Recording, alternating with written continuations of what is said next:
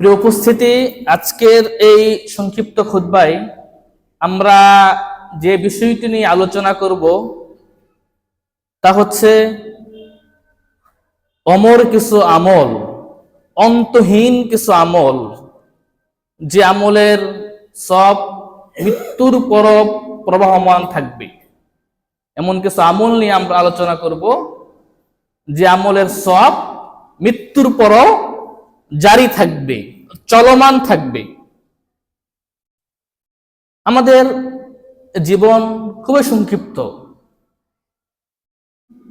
কখনকার মৃত্যু চলে আসে এটা বলা যায় না। যে কোনো সময় আমরা মারা যেতে পারি। আজকে এখানে আমরা যারা আছি, হয়তো আগামীকাল আমাদের মধ্য থেকে এখানে অনেকে নাও থাকতে পারে। আমরা যখন মারা যাব, এই পৃথিবী থেকে বিদায় নিয়ে চলে যাব, তখন আমাদের আমলগুলো বন্ধ হয়ে যাবে। আমরা একটি দুটি নেকির জন্য আমরা খুব আফসোস করব যে আল্লাহ, আপনি আমাকে আবার ফিরিয়ে দেন যাতে আমি সৎ আমল করতে পারি। ওয়ালা রাব্বির জিউন, আল্লাহ আপনি আমাকে আবার ফিরিয়ে দেন পৃথিবীতে।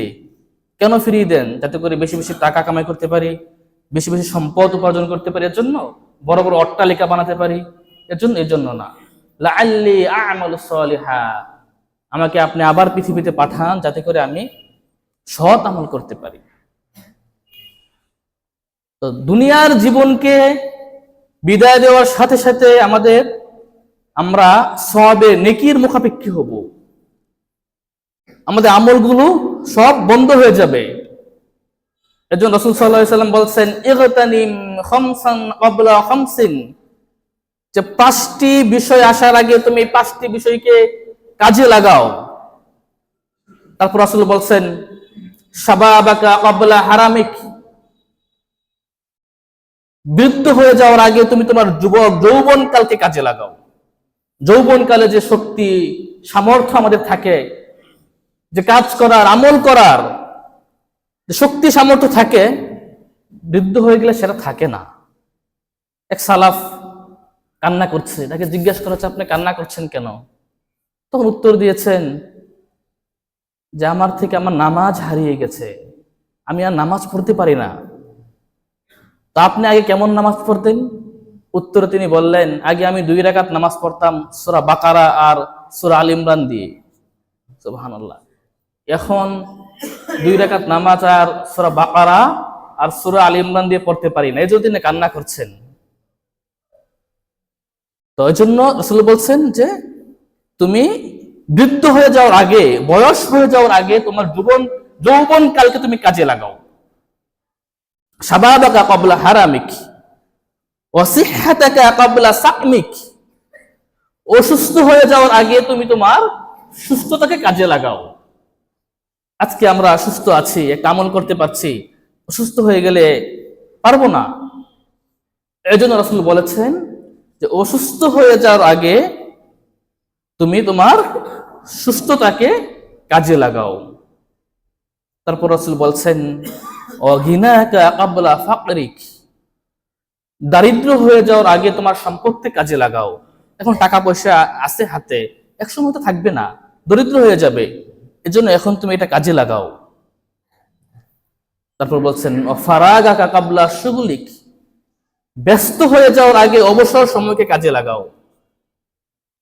এখন আপনি অবসর, অনেক কিছু করতে পারেন, কোরআন তেলাওয়াত করতে পারেন, নামাজ পড়তে পারেন, প্রতিবেশীর খোঁজ খবর নিতে পারেন, আত্মীয় স্বজনের খোঁজ খবর নিতে পারেন, কিন্তু এমন একটা সময় আসবে দুনিয়া যত ব্যস্ততা আপনাকে ঘিরে ধরবে, তখন হয়তো সুযোগ হবে না। এর জন্য ব্যস্ত হয়ে যাওয়ার আগে আপনার অবসর সময়কে কাজে লাগাতে হবে। তারপর রাসূল বলছেন, ও হায়াতাকা ক্বাবলা মাউতিক, মারা যাওয়ার আগে তোমার জীবনকে কাজে লাগাও। 5টি বিষয়, যে 5টি জিনিস, 5টি বিষয় চলে আসার আগে 5টি জিনিসকে তুমি কাজে লাগাও। 1 নাম্বার হচ্ছে বৃদ্ধ হয়ে যাওয়ার আগে তোমার যৌবনকালকে কাজে লাগাও, অসুস্থ হয়ে যাওয়ার আগে তোমার সুস্থতাকে কাজে লাগাও, দারিদ্র হয়ে যাওয়ার আগে তোমার সম্পদকে কাজে লাগাও, ব্যস্ত হয়ে যাওয়ার আগে তোমার অবসর সময়কে কাজে লাগাও, এবং মারা যাওয়ার আগে তোমার জীবনকে কাজে লাগাও। কারণ মৃত্যু চলে আসলে শত আফসোস করলেও তখন আর কিছু করার থাকবে না। তারপর আল্লাহ তাআলা রহমান, আল্লাহ রহিম, আল্লাহ দয়ালু, এজন্য আল্লাহ কিছু আমলের ব্যবস্থা করে রেখেছেন। মানুষ মারা যাওয়ার পরেও এই আমলগুলো চলমান থাকে। এই আমলের সব সে কবরে শুয়ে শুয়ে পায়। আনাস বিন মালিক রাদিয়াল্লাহু আনহু থেকে বর্ণিত, রাসূল বলেছেন, সাবউন ইয়াজরি লিল আবদি আজরুহুন্না মিন বাদি মাউতিহি ওয়া হুয়া ফি কবরিহি। 7টি আমল, যে আমলের সব জারি থাকে, চলমান থাকে, মিন বাদি মাউতিহি, মারা যাওয়ার পরেও, ওয়া হুয়া ফি কবরিহি, সে থাকে কবরে, বান্দা কবরে শুয়ে থাকে, কিন্তু তার আমলগুলো, তার আমলের সব এটা চলমান থাকে, প্রবাহমান থাকে। 7টি আমল। এই হাদিসে 7টির কথা বলা হয়েছে।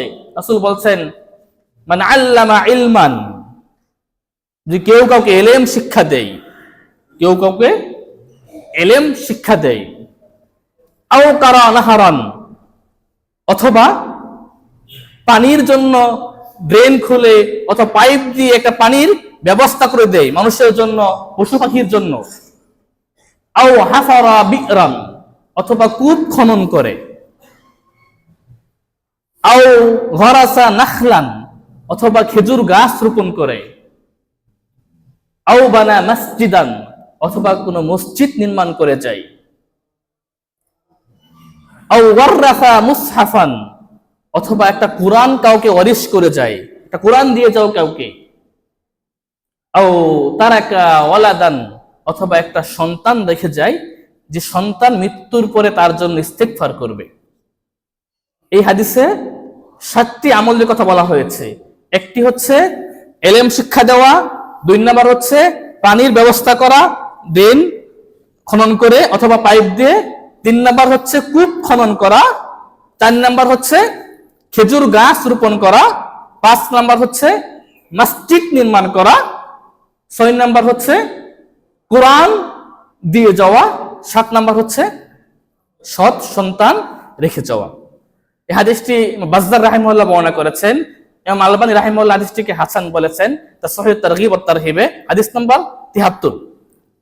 অন্য একটি হাদিসে রাসূল সাল্লাল্লাহু আলাইহি ওয়াসাল্লাম বলেছেন, যে হাদিসটি আবু উমামা আল বাহিল রাদিয়াল্লাহু আনহু থেকে বর্ণিত, তিনি বলেছেন, রাসূল সাল্লাল্লাহু আলাইহি ওয়াসাল্লাম বলেছেন, আরবাউন তাজরি আলাইহিম উজুরুহুন্না মিন বা'দাল মাউত। এখানে বলেছে 4টির কথা, যে 4টি আমল এর সব মৃত্যুর পরেও জারি থাকে, চলমান থাকে। রাজুলুন মাতা মুরাবিতান ফি সাবিলিল্লাহ, তার মধ্যে একটি হচ্ছে যে কেউ যদি আল্লাহর রাস্তায় মুসলিম দেশের সীমান্ত পাহারা দিতে গিয়ে মারা যায়, যেমন আমাদের বর্তমান বিজিবি পাহারা দিচ্ছে, সীমান্ত, দেশের সীমান্ত পাহারা দিচ্ছে। যদি কেউ দেশের সীমান্ত পাহারা দিতে গিয়ে মারা যায়, তাহলে তার আমল চলমান থাকে। তারপর রাসূল বলেছেন, ও রাজুলুন আল্লামা ইলমান ফাআজরুহু ইয়াজরি আলাইহি মা উমিলা বিহি, এবং কেউ যদি কাউকে ইলম শিক্ষা দিয়ে যায়, তাহলে যতদিন যাকে শিক্ষা দিল সে যতদিন আমল করবে, ততদিন যে শিক্ষা দিয়েছে সে তার সব পেতে থাকবে। সুবহানাল্লাহ। ও রাজুলুন আজরা সাদাকাতান ফাআজরুহা ইয়াজরি আলাইহি মা জাত আলাইহিম, এবং কেউ যদি কোনো সাদকা করে যায়, তাহলে যতদিন এই সাদকা চলমান থাকবে ততদিন সেই ব্যক্তি সব পেতে থাকবে।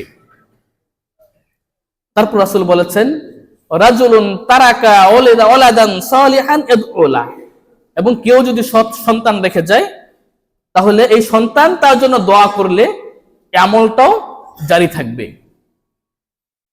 অন্য একটি হাদিসে রাসূল সাল্লাল্লাহু আলাইহি ওয়াসাল্লাম বলেছেন, যে হাদিসটি আবু হুরায়রা রাদিয়াল্লাহু আনহু থেকে বর্ণিত, তিনি বলেন, রাসূল সাল্লাল্লাহু আলাইহি ওয়াসাল্লাম বলেছেন, ইন্না মিম্মা ইলহাকুল মুমিনা মিন আমালিহি ওয়া হাসানাতিহি মিন বা'দি মাউতিহি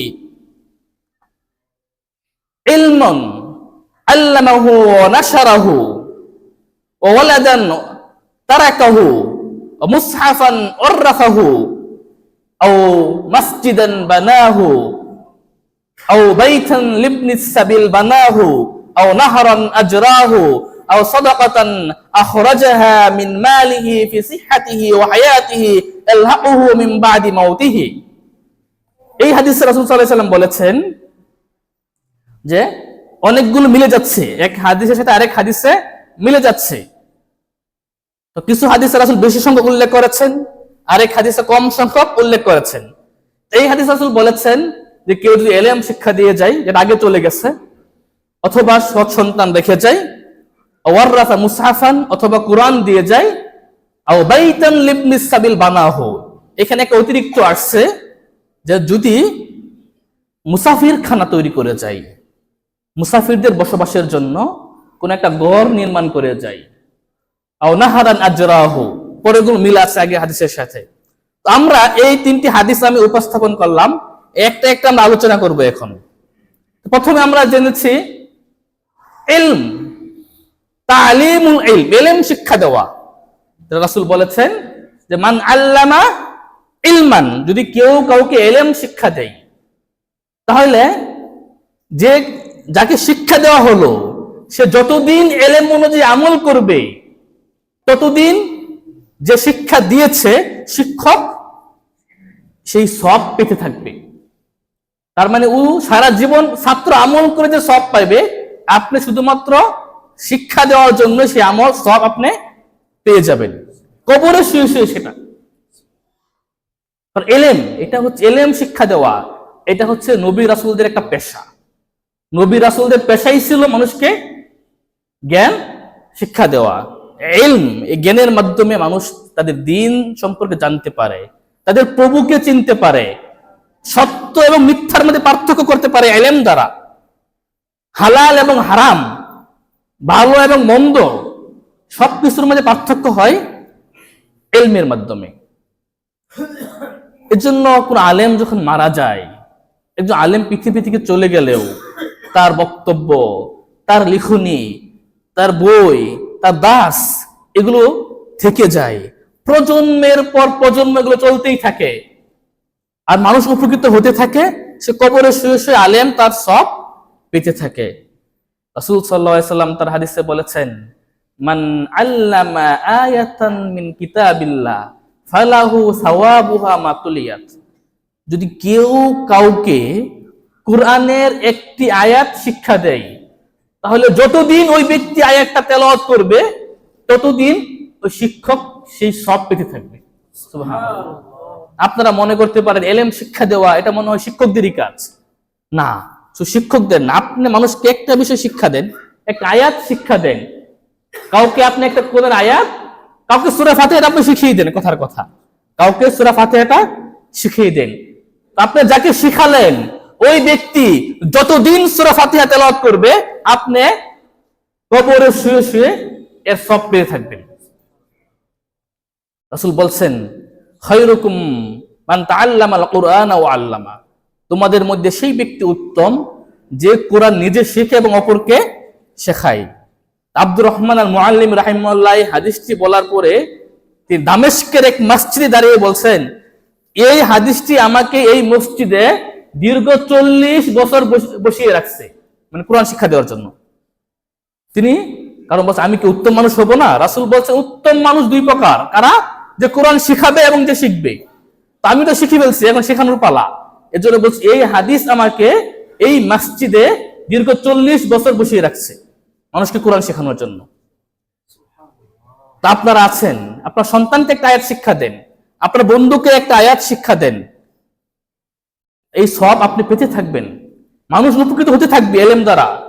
এর জন্য দেখা যায় অনেক মানুষ পৃথিবী থেকে চলে গেছে, আপনারা নাম শুনেন, ইবনে তাইমিয়া, ইমাম বুখারী, ইমাম মুসলিম, ইমাম নাসাই, আহমদ বিন হাম্বল, এই যে বড় বড় আলেম ইমামরা, এরা পৃথিবী থেকে কত বছর আগে চলে গেছে, 1000 বছর আগে চলে গেছে পৃথিবী থেকে, কিন্তু তাদের আলোচনা, তাদের স্মরণ, তাদের জন্য দোয়া, এগুলো ঘন্টার পর ঘন্টা চলতেই থাকে। এদের নাম উচ্চারণ হলে মন থেকে দোয়া চলে আসে, মনে হয় পৃথিবীবাসী এদেরকে শুধু এদের দেহটাকেই হারিয়ে ফেলছে, কিন্তু এদের আলোচনা, এদের প্রশংসা, এটা পৃথিবীবাসী হারাই নাই। এটা এটা হচ্ছে প্রকৃত জীবন। যে আপনি পৃথিবী থেকে চলে যাবেন, আপনার স্মরণ, আপনার জন্য দোয়া, এটা চলমান থাকবে। এটাই তো প্রকৃত জীবন। ইমাম শাফি রাহিমাহুল্লাহ বলেছিলেন, قد مات قوم وهم في الناس احياء وعاش قوم وهم في الناس اموات। কিছু মানুষ পৃথিবী থেকে বিদায় নিয়ে চলে গেছে, কিন্তু তারা এখনো জীবিত। আর কিছু মানুষ জীবিত থেকেও মৃত, পৃথিবীতে দিব্যি হেঁটে বেড়াচ্ছে, কিন্তু ওদের কোনো আলোচনাই নাই, চিনেও না, জানেও না। অথচ অনেকেই পৃথিবী থেকে চলে গেছে 1000 বছর আগে, কিন্তু মনে হয় এখনো জীবন্ত, চলছে পৃথিবীতে, চলমান ওদের আমল। এজন্য কিছু রেখে যেতে হবে, পৃথিবীতে কিছু রেখে যেতে হবে। আপনি মারা গেলেন, সব শেষ হয়ে গেল, কি রেখে গেলেন? তো সম্পদ, আর কিচ্ছু না। এই সম্পদ বেঁচে থাকা অবস্থায় দানও করলেন না, একটা মসজিদও বানালেন না, একটা মাদ্রাসাও বানালেন না, একটা হসপিটালও বানালেন না, একটা রাস্তাও বানালেন না, কাউকে একটা নলকূপও গেড়ে দিলেন না, কিচ্ছু করলেন না। কি লাভ হল? এমন কিছু করে যান কবরে শুয়ে শুয়ে তার সওয়াব পেতে পারেন। এই যে ইলম শিক্ষা দেওয়া, রাসূল বলেছেন, মান দাআ ইলা হুদান কানা লাহু মিনাল আজর মিসলা মান তাবিআহু। যে কেউ যদি কাউকে হেদায়েতের দিকে ডাকে, আপনি কাউকে বললেন, এই চলো আজকে মাগরিবের নামাজটা পড়বো আমরা, বা চলো আজকে আগামীকাল আমরা নফল সিয়াম রাখবো, বা চলো 10টা টাকা দান করি, বা কাউকে একটা কোরআন কিনে দেই, অথবা একটা ছাত্রকে 2টা বই কিনে দেই, চলো, আপনি কাউকে আহ্বান করলেন, তো ওই ব্যক্তি এই কাজটা করার কারণে যে সওয়াব পাবে, আপনি শুধুমাত্র এই ডাকার কারণে তাকে পরামর্শ দেওয়ার কারণে আপনি সওয়াব পেয়ে যাবেন। মান দাল্লা আলা খাইরিন ফালাহু মিসলু উজরি ফাইলিহি মিসলু আজরি ফাইলিহি। যে কাউকে ভালো কোনো কাজের পথ দেখিয়ে দিবে, ভালো কোনো পরামর্শ দিবে, তাহলে ওই ব্যক্তি কাজটি করার কারণে সওয়াব পাবে, আপনি শুধুমাত্র তাকে পরামর্শ দেওয়ার কারণে সওয়াব পেয়ে যাবেন। সুবহানাল্লাহ। এটা হচ্ছে ইলম শিক্ষা দেওয়া মানুষকে। একটা হাদিস আপনি জানেন, একটা হাদিস জানেন আপনি, এই হাদিসটা আপনি কি করে দেন? মানুষকে শিখিয়ে দেন। রাসূল বলছেন, বাল্লিগু আন্নি ওয়ালাউ আয়া, আমার পক্ষ থেকে একটি আয়াত জানলেও পৌঁছে দাও, তোমরা মানুষের কাছে পৌঁছে দাও। এজন্য ইলম যদি কেউ শিখিয়ে যায়, তাহলে এটা জারি থাকবে, চলমান থাকবে। তারপর রাসূল বলেছেন, আও কারা নাহারান, যেটা আবু হুরায়রা হাদিসে আসছে, আও নাহারান আজরাহু, যে যদি কেউ পানির ব্যবস্থা করে দেয়।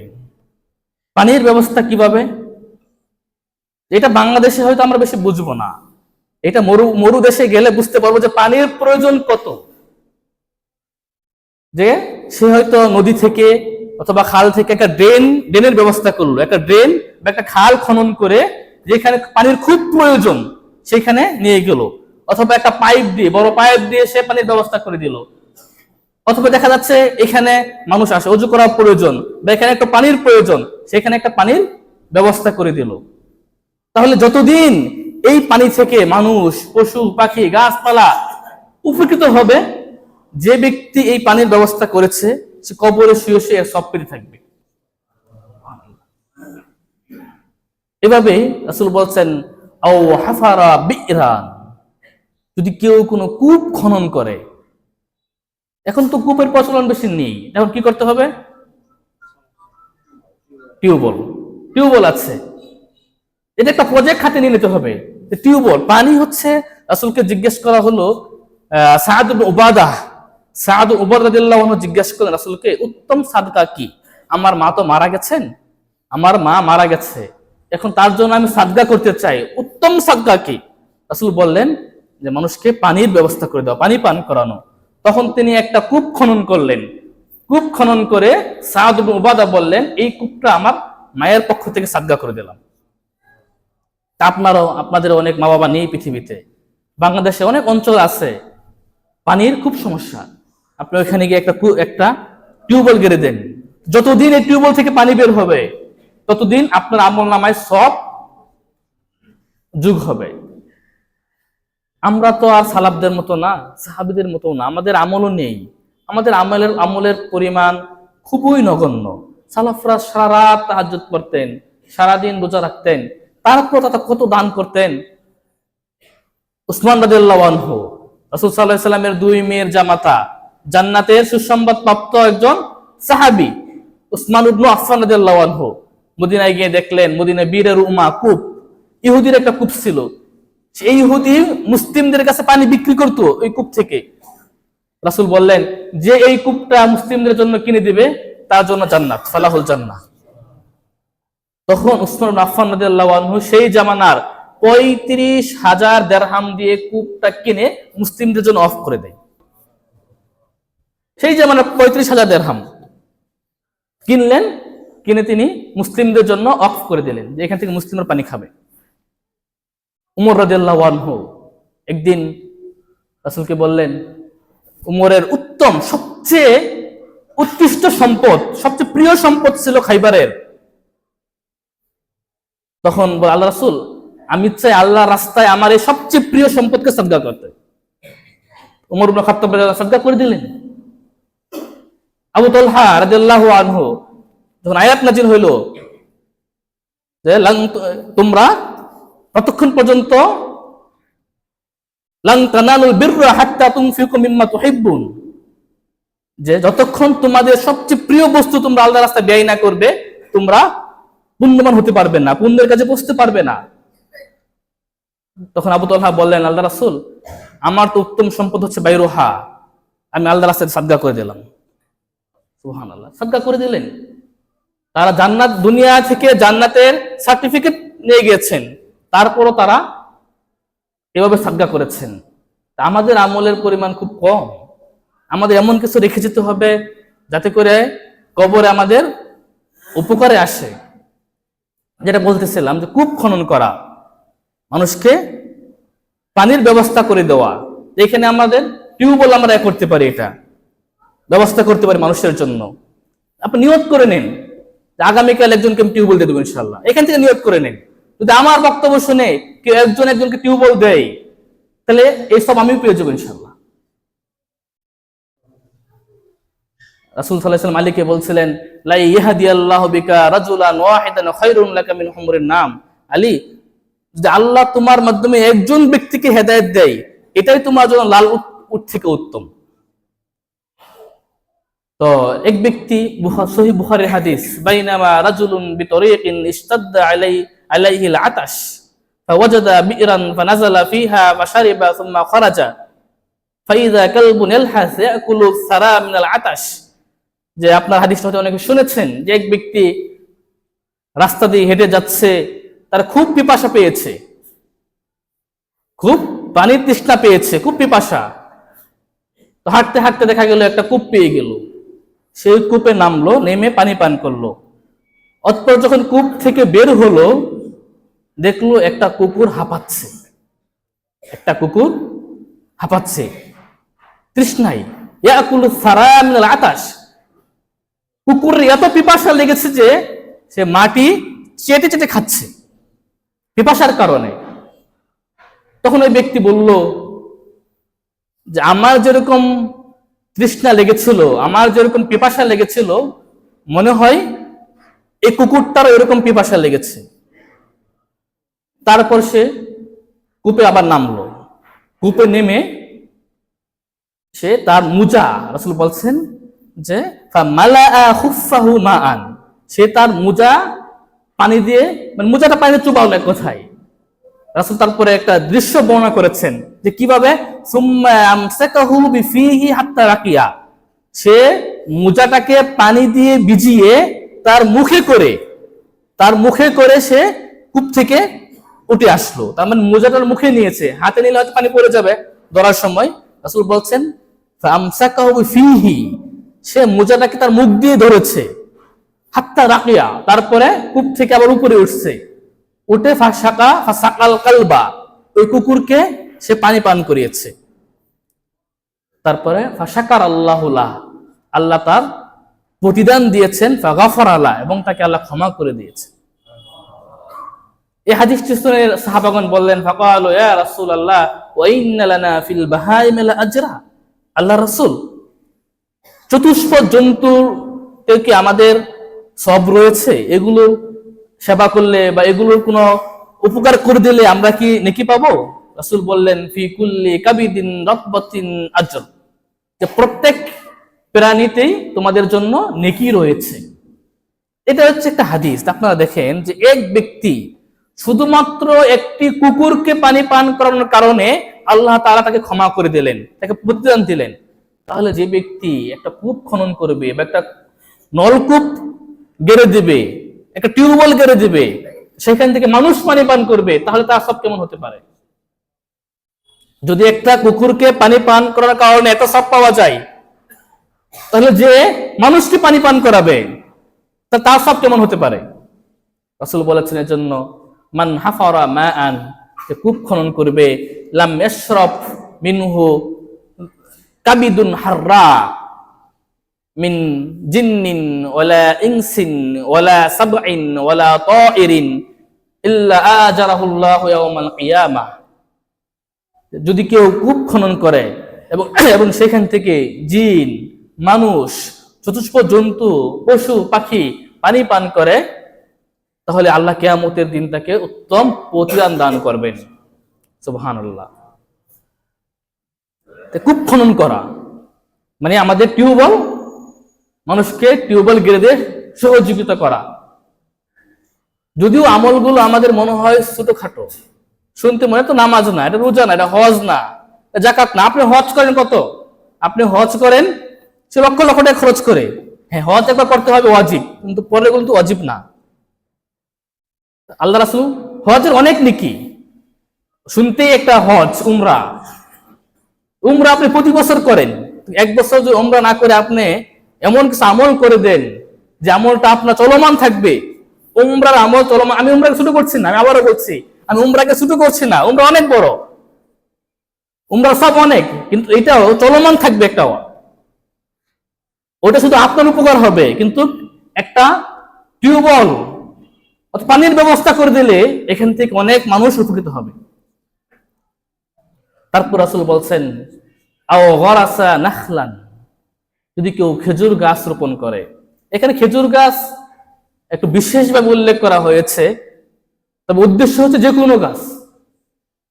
যেহেতু খেজুর গাছ বেশ উপকারী, খেজুর এটা একটা উত্তম ফল, খেজুরের সবকিছু, এটা ফল দিয়ে আমরা উপকৃত হতে পারি। আর এখন তো আপনার রস খাচ্ছেন খেজুরের, যদি সৌদি আরব রস নাই কিন্তু বাংলাদেশে রস আছে, রস দিয়ে আবার গুড় তৈরি হয়। তারপর এগুলো দিয়ে আবার এই গাছপালা দিয়ে ঘরের আসবাবপত্র তৈরি করা যায়। আবার এর দিয়ে আগের যুগে ঘরের ছাদ তৈরি করতো পাতা দিয়ে। তারপরে খেজুর গাছ সবকিছু উপকারী। রাসূল হাদিসে বলেছেন, ইন্না মিনাশ শাজারা, এই সহিহ বুখারী হাদিস, ইন্না মিনাশ শাজারি শাজারাতান, একটা গাছ আছে, একটা গাছ আছে, লা ইয়াসকুতু ওয়ারাকুহা, যে গাছের পাতা পড়ে না। ওয়াইন্নাহা মাসালুল মুসলিম, আর ওই গাছের দৃষ্টান্ত হচ্ছে মুসলিমের ন্যায়। এই একটা বড় হাদিস। রাসূল একজন জিজ্ঞেস করলেন, এই বলো তো এমন কোন গাছ যে গাছের পাতা পড়ে না? তখন সেই যে মজলিসে, যে বৈঠকে রাসূলের প্রশ্নটা করেছিলেন, ওইখানে আবু বকর, ওমর, বড় বড় সাহাবারা ছিলেন, কিন্তু কেউ সঠিক উত্তর দিতে পারলেন না। কেউ বললেন অমুক গাছ, অমুক গাছ, অমুক গাছ। রাসূল শেষে বলে দিলেন এটা হচ্ছে খেজুর গাছ। পরবর্তীতে আব্দুল্লাহ ইবনে ওমর বললেন তার বাবাকে, ওমরকে, যে বাবা, আমার কিন্তু ঠিকই মনে হয়েছিল এটা খেজুর গাছ, কিন্তু যেখানে আপনি আছেন, আবু বকর, বড় বড় সাহাবারা আছে, আমি পিছিয়ে এখানে কি বলবো, এজন্য আমি বলি নাই। তো ওমর আফসোস করে বললেন, বাবা তুমি কেন বললে না? তুমি যদি বলতে তাহলে এটা আমার জন্য এই থেকে উত্তম হতো। যাই হোক, ওটা আমার উদ্দেশ্য না, আমার উদ্দেশ্য হচ্ছে খেজুর গাছ। রাসূল অন্য হাদিসে বলছেন, মাসালুল মুমিন মাসালুন নাখলা, যে মুমিনের দৃষ্টান্ত হচ্ছে খেজুর গাছের নাই। মা আখাস্তা মিন শাইইন মিনহা মিন শাইইন নাফাআকা, তুমি যে অংশই নেবে সেই অংশ দিয়ে তুমি উপকৃত হতে পারবে। এজন্য রাসূল বলছেন মাসালুল মুমিন, মুমিনের দৃষ্টান্ত হচ্ছে খেজুর গাছের মতো। আমাদের খেজুর গাছের মতো হতে হবে, যার শিকড় কি একেবারে নিচে, সহজে বাতাসে বা তুফানে খেজুর গাছ ফেলতে পারে না। একজন মুমিন থাকবে দৃঢ়, ফিতনা, ফাসাদ, শিরক, বিদআত মুমিনকে লড়াতে পারবে না, টোলাতে পারবে না। মুমিনের সবকিছু যেন কি হয়, উপকৃত হয়। তো রাসূল হাদিসে বলেছেন যে মা মিন মুসলিমিন ইয়াগরিসু গারসান আও ইয়াজরাউ জারআন ফায়াকুলু মিনহু তায়রুন আও ইনসানুন আও বাহিমাতুন ওয়া কানা লাহু বিহি সাদাকা। যদি কেউ কোনো গাছ রোপণ করে অথবা কোনো ফসল ফলায়, সেই গাছ থেকে অথবা সেই ফসল থেকে কোনো পাখি খায় অথবা কোনো মানুষ খায় অথবা কোনো চতুষ্পদ জন্তু খায়, ইল্লা কানা লাহু বিহি সাদাকা, তাহলে এটা তার জন্য সাদকা হয়ে যাবে। সুবহানাল্লাহ। তো এখানে যদিও খেজুর গাছ বলা হয়েছে, যে কোনো গাছ, এই গাছ দিয়ে মানুষ হতে পারে যে আপনি একটা গাছ রোপণ করলেন, বড় গাছ, মানুষ ছায়া নিচ্ছে, কঠিন রোদে মানুষ এই গাছ থেকে ছায়া নিচ্ছে, আপনি তার সব পেয়ে যাবেন। সুবহানাল্লাহ। তারপর রাসূল বলছেন আও বানা মসজিদান, অথবা যদি কেউ মসজিদ নির্মাণ করে, যদি আল্লাহর রাস্তায় আল্লাহর জন্য কেউ মসজিদ নির্মাণ করে। মসজিদ নির্মাণ করা এটা হচ্ছে ঈমানের একটা আলামত। আপনার যে ঈমান, আপনার ভিতরে ঈমান আছে, এটা একটা আলামত হচ্ছে আপনি আল্লাহর জন্য একটা ঘর তৈরি করলেন, একটা মসজিদ নির্মাণ করলেন। আল্লাহ পবিত্র কোরআনে বলছেন ইন্নামা ইয়ামুরু মাসাজিদাল্লাহি মান আমানা বিল্লাহি ওয়াল ইয়াউমিল আখির, নিশ্চয়ই মসজিদ নির্মাণ করবে তারাই যারা আল্লাহ এবং আখিরাতের প্রতি বিশ্বাস স্থাপন করে। তো মসজিদ নির্মাণ দ্বারা দুইটা উদ্দেশ্য, একটা হচ্ছে সরাসরি নির্মাণ করা, যেটা আমরা বুঝি আর কি, নির্মাণ করা, অথবা এখানে নির্মাণ হয়ে গেছে আপনি একটা ফ্যান দিলেন, নির্মাণে সহযোগিতা করা, অথবা আরো কোনো ব্যবস্থা করে দেওয়া, অথবা আগে নির্মাণ ছিল আপনি সেটা আবার কি করলেন, ঠিকঠাক করে দিলেন, অথবা রক্ষণাবেক্ষণ করা, এই সবকিছু অন্তর্ভুক্ত নির্মাণের। অথবা আরেকটা উদ্দেশ্য হতে পারে আবাদ করা, আপনি মসজিদে আসলেন, কোরআন তেলাওয়াত করলেন, নামাজ পড়লেন, এখানে জিকির আজকার করলেন, মানুষকে শিক্ষা দিলেন, এই সবকিছু উদ্দেশ্য হবে ইমারত দ্বারা, ইমারাতুল মাসাজিদ। রাসূল বলছেন মান বানা মসজিদান ইয়াবতাগি বিহি ওয়াজহাল্লাহ বানাল্লাহু লাহু বাইতান ফিল জান্নাহ, যে আল্লাহর জন্য ঘর তৈরি করবে, ঘর নির্মাণ করবে, ইয়াবতাগি বিহি ওয়াজহাল্লাহ, এটা মানুষকে দেখানোর জন্য না, শুধুমাত্র একমাত্র আল্লাহর জন্যই, তাহলে বানাল্লাহু লাহু বাইতান ফিল জান্নাহ, আল্লাহ তার জন্য জান্নাতে একটি ঘর নির্মাণ করবেন। সুবহানাল্লাহ। এবার একটু ভাবুন তো, একটু কল্পনা করুন, মনে করেন বিচার হচ্ছে, কিয়ামতের মাঠ, বিচার হচ্ছে, আপনার পালা, আপনার ডাক পড়েছে, বিচার করছেন আল্লাহ তাআলা। তো এদিকে দেখা যাচ্ছে আপনার নেকির পাল্লাটা ভারী হয় নাই, আপনার পাপের পাল্লাটাই কি হয়ে গেছে, ভারী হয়ে গেছে। এইদিকে আপনি আল্লাহ রাস্তা, আল্লাহর জন্য একটা ঘর তৈরি করে গিয়েছিলেন, তারপরে আপনি ঘর তৈরি করছেন, আল্লাহ কি করেছে আপনার জন্য জান্নাতে একটা ঘর তৈরি করেছে, তার মানে আপনার জন্য একটা ঘর দলিল করা আছে, রেজিস্টার করা আছে জান্নাতে। এদিক দিয়ে আপনার আমলনামা কি হয়ে গেছে, একটু হালকা হয়ে গেছে। আর বিচার কি করছেন, আরহামুর রাহিমিন, বিচার করছেন সবচেয়ে দয়ালু। আপনার ফয়সালাটা কেমন হতে পারে সেখানে? আপনার কি মনে হয় যে আল্লাহ আপনাকে জাহান্নামে দিয়ে দিবে? এক ব্যক্তি, এক বেদুইন ইবনে আব্বাসকে জিজ্ঞাসা করলেন, আচ্ছা কিয়ামতের দিন বিচার কে করবে? ইবনে আব্বাস রাদিয়াল্লাহু আনহু বললেন, বিচার তো আল্লাহই করবে। তখন বেদুইন বলতেছে, তাহলে আমার কোনো টেনশন নাই। তো কেন? আচ্ছা, যে বিচার করবে তিনি কি আরহামুর রাহিমিন না? তিনি কি সবচেয়ে বেশি দয়ালু না? ইবনে আব্বাস বললেন হ্যাঁ। তাহলে আমার টেনশন কিসের? তাহলে আমি সফল হয়ে গেছি। মানে বেদুইন ইস্তেদলাল করছে, যেহেতু তিনি দয়ালু, তিনি আমাকে দয়া করবেন, আমরা আশা করতে পারি। তো মসজিদ নির্মাণ করা, আপনি এখানে তৈরি করলে আপনার জন্য আল্লাহ একটা তৈরি করে রাখবেন। তো যেখানে জান্নাতে আপনার জন্য একটা ঘর থাকবে আর আল্লাহ আপনাকে জাহান্নামে দিয়ে দিবে, ঠিক আছে, আমরা এটা আশা করি না। আমরা আশা করি আল্লাহ আপনাকে ঘরটা বুঝিয়েই দেবেন, তাই আপনাকে দিয়ে দেবেন ঘরে, আমরা আশা করতে পারি ইনশাআল্লাহ। এখন কেউ ভাবতে পারে আমার তো টাকা পয়সা এত নাই, একটা মসজিদ বানানোর মতো টাকা আমার নাই। তাদের জন্য সুসংবাদ আছে। রাসূল বলছেন মান বানা লিল্লাহি মাসজিদান কা মাফহাসি কাতাতিন আও আসগা, যে ব্যক্তি আল্লাহর জন্য পাখির বাসা আছে, পাখির বাসা, পাখি ডিম পারে, পাখির বাসা বা তার চেয়ে ছোট, ঠিক আছে, জায়গা দিয়ে আল্লাহর জন্য একটা ঘর তৈরি করবে, তারপর পুরো মসজিদ না, পাখির সমপরিমাণ বা তার চেয়ে, পাখির বাসা সমপরিমাণ অথবা তার চেয়ে ছোট জায়গা দিয়ে যদি কেউ কি করে আল্লাহ একটা ঘর তৈরি করে, তাহলে বানাল্লাহু লাহু বাইতান ফিল জান্নাহ, আল্লাহ তার জন্য জান্নাতে একটা ঘর তৈরি করবেন। সুবহানাল্লাহ। আপনি হয়তো পুরো মসজিদ নির্মাণ করতে পারবেন না, একটু জায়গা দেন, 1% হোক, 1% না পারেন অন্ততপক্ষে একটা টাইলসের জায়গা 1 ফিট 2 ফিট যাই পারেন আপনি জায়গা দিয়ে মসজিদ নির্মাণ করেন। যতদিন এই মসজিদে মুসল্লিরা নামাজ পড়বে, যতদিন এখানে কোরআন তেলাওয়াত করবে, যত মানুষ এখানে নামাজ পড়বে, যত মানুষ কোরআন তেলাওয়াত করবে, যত মানুষ এখানে দ্বীন শিখবে, ইলম শিখবে, জিকির আজকার করবে, আপনি কবরে শুয়ে শুয়ে তার সওয়াব পাবেন। সুবহানাল্লাহ। এগুলো ছোটখাটো বিষয় না, অনেক বড় বিষয়। হয়তো আমাদের কাছে হালকা মনে হয়, আপনার কাছে হালকা মনে হতে পারে, আল্লাহর কাছে এগুলো অনেক বড়। ঘরটা মানুষের জন্য না, আল্লাহর জন্য, আল্লাহর ঘর। এজন্য আমাদের এগিয়ে আসতে হবে মসজিদ নির্মাণ। তারপর রাসূল বলছেন আও ওয়ারাসা মুসহাফান, অথবা কেউ যদি কাউকে একটা কোরআনের ওয়ারিশ করে যায়, হতে পারে যে আপনি একটা কোরআন পড়তেন, এই কোরআনটা আপনার ছেলেকে দিয়ে গেলেন, ওয়ারিশ করে গেলেন, অথবা আপনার নাতিকে দিয়ে গেলেন, অথবা কাউকে, এইটা একটা। আরেকটা হচ্ছে না, আপনি কিছু কোরআন কিনে ছাত্রকে দিলেন, তালবে ইলমকে দিলেন, বা মসজিদে রেখে দিলেন আপনি, যে এখানে মুসলিরা আসবে কোরআন তেলাওয়াত করবে। তো যতদিন এই কোরআন তেলাওয়াত করবে মানুষ, আপনার দেওয়া কোরআন যতদিন তেলাওয়াত করবে, এই কোরআন নিয়ে গবেষণা করবে, কোরআন অনুযায়ী আমল করবে, আপনি কবরে শুয়ে শুয়ে তার সওয়াব পাবেন। সুবহানাল্লাহ। একটা কোরআনের দাম কত হতে পারে? 500-600 বা 1000 ধরি, অথচ সওয়াব কত? যতদিন এই কোরআন তেলাওয়াত চলবে, গবেষণা চলবে, ভাবা চলবে, চিন্তা ভাবনা চলবে, আমল চলবে, আপনার সওয়াব চলমান থাকবে। অন্তহীন আমল, মৃত্যুর পরেও প্রবাহমান আমল। তারপর রাসূল বলছেন ওয়ারাসা মুসহাফান আও তারাকা ওয়ালাদান ইস্তাগফিরু লাহু বা'দা মাউতিহি, অথবা একটা সন্তান রেখে যাবে, যে সন্তান তার জন্য মৃত্যুর পর দোয়া করবে। রাসূল সাল্লাল্লাহু আলাইহি ওয়াসাল্লাম অন্য হাদিসে বলা আছে ইস্তাগফিরু লাহু, তার জন্য ইস্তিগফার করবে।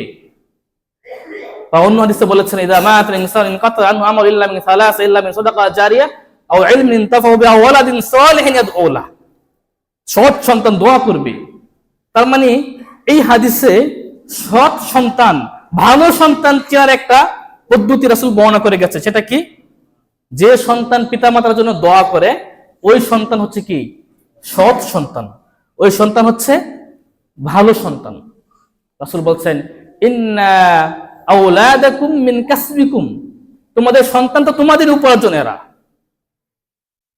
অন্য হাদিসে বলছেন ইন্না রাজুলা লা তুরফাউ দারাজাতুহু ফিল জান্নাহ ফায়াকুলু আন্না হাযা ফায়াকাল বিস্তিগফারি ওয়ালাদিকা লাক, জান্নাতে এক ব্যক্তির মর্যাদা, সম্মান খুব উপরে উঠবে। ওই ব্যক্তি বলবে আল্লাহ, এত আমল তো করি নাই দুনিয়াতে, এত সম্মান খালি উপরে উঠতেছে কিসের মাধ্যমে আমার? তখন তাকে বলা হবে যে তোমার সন্তান তোমার জন্য দুনিয়ায় বসে বসে ইস্তেগফার করছে, আর সেই কারণেই তোমার মর্যাদা এখানে উপরে উঠছে। সুবহানাল্লাহ।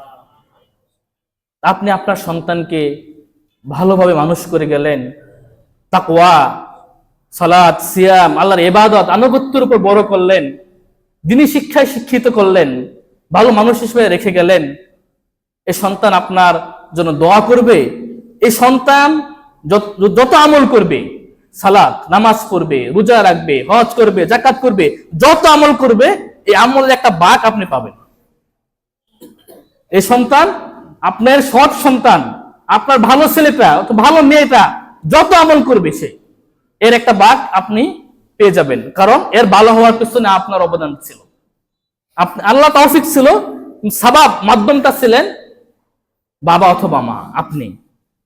এজন্য এই সন্তান যত আমল করবে, ও কোরআন তেলাওয়াত করবে, আপনি সব পেয়ে যাবেন। ও নামাজ পড়বে, আপনি তো সব পাবেন। ও হজ করবে, আপনি সব পেয়ে যাবেন। সুবহানাল্লাহ। এজন্য সন্তান মানুষ করতে হবে। আমি বলছি না যে সন্তানকে মানুষ করার জন্য শুধু মাদ্রাসায় পড়াইতে হবে, এটা আমি বলছি না। আমাদের আলেম দরকার, আমাদের ইঞ্জিনিয়ার দরকার, আমাদের ডাক্তার দরকার, আমাদের সবই দরকার। কিন্তু একটা বিষয়ে সবার একমত হওয়া উচিত যে আপনার সন্তানকে অবশ্যই দ্বীন শিক্ষা দিতে হবে। দ্বীন শিখার পরে, কোরআন শিখার পরে, ইবাদত শিখার পরে, আল্লাহকে চিনার পর, তার ধর্মকে জানার পর সে এখানে পাইলট হোক, ইঞ্জিনিয়ার হোক, ব্যারিস্টার হোক, হতে হবে আমাদের। কিন্তু অবশ্যই অবশ্যই তাকে দিন শেখাতে হবে, যাতে করে আপনার জন্য দোয়া করতে পারে। অন্যথায় এই সন্তান আপনার জন্য কাল হয়ে দাঁড়াবে। সন্তান মানুষ করতে গেলে প্রথমে কি করতে হবে? আবুল আসাদ দোয়াইলি রাহিমাহুল্লাহ একদিন তার ছেলেদেরকে উদ্দেশ্য করে বলছেন যে, হে আমার বৎস, আমার সন্তানেরা, আমি তোমাদের প্রতি ইহসান করেছি, দয়া করেছি তোমাদের জন্মের পরেও, এমনকি তোমাদের জন্মের আগেও। আমি আবারও বলছি, কি বলছে? যে তোমরা জন্মগ্রহণ করার পর, পৃথিবীতে আসার পর তো তোমাদের প্রতি ইহসান আমি করেছি, ঠিক আছে, কিন্তু তোমরা পৃথিবীতে আসার আগে আমি তোমাদের প্রতি ইহসান করেছি। তো সন্তানেরা বললো যে, পৃথিবীতে আসার আগে আপনি কিভাবে ইহসান করেছেন আপনি আমাদের প্রতি? তখন তিনি উত্তর দিয়েছিলেন, আমি তোমাদের জন্য একটা সুন্দর ভালো একটা মা নিয়ে আসছিলাম, তোমাদের জন্য একটা ভালো ধার্মিক আম্মু চয়ন করেছিলাম। তার মানে সন্তান ভালো করার পরিকল্পনা এটা বিয়ের আগে থেকেই করতে হবে, যে আপনি কাকে বিয়ে করছেন। একটা সন্তান ও মানুষ হবে, পিতামাতা যখন মানুষ হয়, ভালো হয়, তখন আশা করা যায় সন্তানটা ভালো হবে। পিতামাতা যদি উল্টাপাল্টা হয়, তাহলে আশা করা যায় না সন্তানটা ভালো হবে। ইমাম বুখারী রাহিমাহুল্লাহ, আপনারা খালি বুখারী বুখারী নাম শুনেন, তাই না? ইমাম বুখারী এত বড় আলেম, এত বড় হাদিসে মুহাদ্দিস, তিনি কিভাবে হলেন? এমনি এমনি। ওনার বাবা বলে গিয়েছিলেন মৃত্যুর আগে, লা আ'লামু ফি মালি দিরহামান মিন হারামিন ওয়ালা মিন শুবহা, যে আমার সম্পত্তিতে, আমার সম্পদে 1 দিরহাম পরিমাণ হারাম আছে কিনা আমার জানা নাই। এমনকি 1 দিরহাম সন্দেহযুক্ত সম্পদ আছে কিনা সেটাও আমার জানা নাই। এটা ছিল বাবার তাকওয়া। আপনি আজকে হারাম খাবেন, সন্তানকে হারাম খাওয়াবেন, আর আপনি মনে করবেন আপনার সন্তান হবে ইমাম বুখারীর মতো, এটা হবে না। আপনাকে ঠিক হতে হবে। আব্দুর রহমান আস-সাদি রাহিমাহুল্লাহ বলেছেন যে, সলাহুল ওয়ালিদাইন বিল ইলমি ওয়াল আমাল মিন আ'যামিল আসবাব লিসলাহিল আবনা। যে পিতা এবং মা এবং বাবা যদি ইলমে এবং আমলে ভালো হয়ে যায়, সৎ হয়ে যায়, এটাই হচ্ছে তাদের সন্তান ভালো হওয়ার সবচেয়ে গুরুত্বপূর্ণ একটি মাধ্যম। ইবনে উসাইমিন রাহিমাহুল্লাহ বলেছেন, মিন বারাকাতি সলাহিল আবা আইয়াহফাজুল্লাহুল আবনা। পিতামাতা, মা বাবা সৎ হওয়ার বরকত হচ্ছে যে পিতামাতা সৎ হয়, এরা ভালো হয়, ধার্মিক হয়, তাহলে আল্লাহ তাআলা তাদের সন্তানদেরকে আল্লাহই রক্ষা করবেন। আপনারা হয়তো একটা বড় কাহিনী জানেন, মুসা এবং খিদির আলাইহিস সালামের ঘটনা। তারা যাচ্ছিলেন, তারপরে শেষে যে এক গ্রামে গেলেন, যে বললেন আমাদের কিছু মেহমানদারি করেন। গ্রামবাসী মুসা এবং খিদির 2 নবীকে চিনলো না, মেহমানদারি করলো না। তখন দেখলেন যে একটা দেওয়াল পড়ে যাচ্ছে। তো মুসা এবং খিদির আলাইহিস সালাম মিলে কি করলেন? দেওয়ালটা ঠিক করে দিলেন। মুসা যখন জিজ্ঞেস করলেন, এই গ্রামে আসলাম, এরা একটু মেহমানদারি করলো না, আর আপনি এদের দেওয়ালে ঠিক করে দিলেন? তখন খিদির উত্তর দিয়েছিলেন যে, এই দেওয়াল দুইটা হচ্ছে এতিম বালকের, ওয়াকানা আবুহুমা সালিহা, আর তাদের বাবা ছিল সৎ, ধার্মিক। তাদের বাবা ধার্মিক বলেই আল্লাহ এই 2 সন্তানের সম্পদ রক্ষা করেছেন। যদি পিতা মাতা ধার্মিক হয়, তাহলে আল্লাহ কি করবেন? তার সন্তানদেরকে রক্ষা করবেন। এজন্য উতবা ইবনে আবী সুফিয়ান রাহিমাহুল্লাহ তার সন্তানের শিক্ষককে বলেছিলেন, লিয়াকুন আউয়ালু ইসলাহিকা লিওয়ালাদি ইসলাহুকা লিনাফসিক ফাইন্না উয়ুনাহুম মা'উদাতুন বিক। যে আমার সন্তানকে ভালো করার, এদেরকে ধার্মিক করার প্রথম কাজটা হচ্ছে তুমি নিজে ভালো হবা। কারণ আমার সন্তানদের চোখ এগুলো বাধা আছে তোমার পুরো বডিতে, ওরা সব দেখতেছে। আল হাসানু ইনদাহুম মা সানাআতা, তাদের কাছে ভালো কোন জিনিসটা যা তুমি করবা। আল কাবিউ ইনদাহুম মা তারাকতা, তাদের কাছে খারাপ হচ্ছে যা তুমি ছেড়ে দেবা। অর্থাৎ তোমাকে যা করতে দেখবে আমার সন্তান মনে করবে এটাই মনে হয় ভালো কাজ, তো আমার সন্তান সেটাই করবে। আর তুমি যা করবা না, আমার সন্তান মনে করবে এটা মানে খারাপ, করা যাবে না, তখন সেটা আর করবে না। মানে আপনি নামাজ পড়বেন না, আপনার সন্তান মনে করবে নামাজ পড়া মনে হয় পাপ, এটা করা যাবে না। আপনি নামাজ পড়বেন না, আর আপনি মনে করবেন আপনার সন্তান ইমাম বুখারীর মতো হবে। আপনি এদিক দিয়ে সিগারেট টানছেন, বিড়ি টানছেন, আর আপনি আপনার সন্তানকে না করবেন, এটা হবে না। তখন আপনার সন্তান মনে করবে যে এটা মনে হয় সবের কাজ, এটা মনে হয় ভালো জিনিস, অনেক মজা, এটা খেতে হবে। সন্তানকে শিক্ষা দিতে হবে আদর্শ দিয়ে। যদি আপনি আপনার সন্তানকে উত্তম শিক্ষায় শিক্ষিত করে যেতে পারেন, ওদেরকে সৎ হিসাবে, ধার্মিক হিসাবে পৃথিবীতে রেখে যেতে পারেন, তাহলে কবরে শুয়ে শুয়ে আপনি আশা করতে পারেন তার দোয়ার, এবং সে যে আমলগুলো করবে তার একটা ভাগ নেকির আপনিও আশা করতে পারেন। রাসূল বলছেন আওয়ালাদিন সালিহিন ইয়াদউ লাহ, সৎ সন্তান রেখে যাবে, যে সন্তান তার জন্য দোয়া করবে। তারপর রাসূল বলছেন অন্য হাদিসে যে রাজুলুন মাতা মুরাবিতান ফি সাবিলিল্লাহ, যে কোনো ব্যক্তি যদি দেশের সীমানা পাহারা দিতে গিয়ে মারা যায়, দেশের সীমানা পাহারা দিতে গিয়ে মারা যায়, তাহলে এই সব তার আমল চলতেই থাকবে। যে হাদিসটি সহিহ মুসলিমে আসছে, রাসূল বলেছেন রিবাতু ইয়াউমিন ওয়া লাইলাতিন খায়রুম মিন সিয়ামি শাহরিন ওয়া কিয়ামিহি ফাইন মাতা ইয়াজরি আলাইহি আমালুহু মা কানা ইয়ামালুহু, যে যদি কেউ আল্লাহর রাস্তায় দেশের সীমানা পাহারা দিতে গিয়ে মারা যায়, তাহলে না, প্রথম বলছে রিবাতু ইয়াউমিন ওয়া লাইলা, একদিন দেশের সীমান্ত পাহারা দেওয়া 1 মাস রোজা রাখা এবং রাত্রে তাহাজ্জুদ পড়া থেকে উত্তম। রিবাতু ইয়াউমিন ওয়া লাইলা, একদিন এবং 1 রাত দেশের সীমান্ত পাহারা দেওয়া, এটা 1 মাস রোজা রাখা এবং রাত্রে কিয়াম করার থেকেও উত্তম। তারপর রাসূল বলছেন যদি কেউ মারা যায় সীমান্ত পাহারা দেওয়া অবস্থায়, তাহলে সে যত আমল করত এই আমলগুলো তার জারি থাকবে, এবং ওয়া উজরি আলাইহি রিজকুহু, এবং তার রিজিক চলমান থাকবে।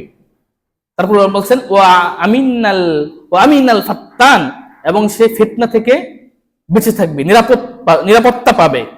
এই হাদিসে রাসূল 4টা ফজিলত বর্ণনা করেছেন। একটা হচ্ছে যে যারা সীমান্ত পাহারা দেয় সেটা 1 মাস রোজা রাখা এবং কিয়াম করা থেকে উত্তম, 1 নাম্বার।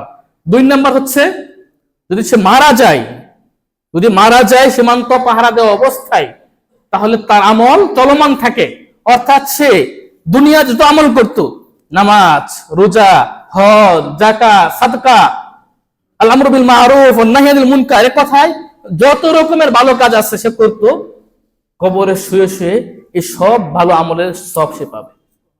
সুবহানাল্লাহ।